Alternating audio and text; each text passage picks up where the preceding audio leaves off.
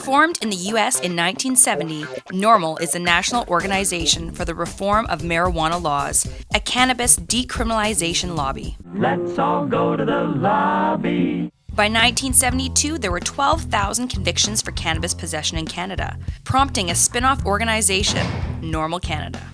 Everything's under control, situation normal. Perhaps because of NORML's efforts, between 1973 and 1979, 11 states take serious action on the Schaefer Commission's recommendations that marijuana be decriminalized and make possession of small amounts of marijuana legal or only misdemeanors. Meanwhile, medical marijuana is still illegal. In 1976, college professor Robert Randall sues for the right to use marijuana to treat his glaucoma. I'm gonna have to science the shit out of this.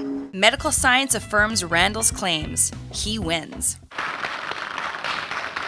By the late 1970s, the Canadian Medical Association says that cannabis is not a narcotic.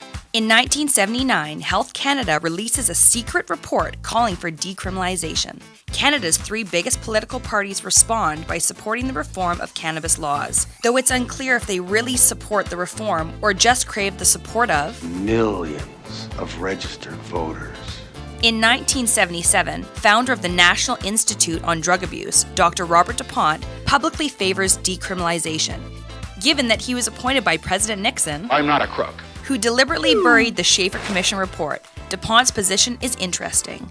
Apparently, he did not get the memo forbidding independent thinking. It turns out the U.S. Congress also craves the support of millions of registered voters. They now consider a federal bill to decriminalize marijuana. The effort is dealt a mortal blow when members of peanut farmer Jimmy Carter's administration are accused of using cocaine at drug-fueled parties. It's a classic case of self-inflicted political suicide. No charges were ever filed against the accused. Meanwhile, in Canada, Prime Minister Pierre Trudeau is re-elected in 1980, due partly to his promise to decriminalize, but yields to new U.S. President Reagan and scraps his original plans.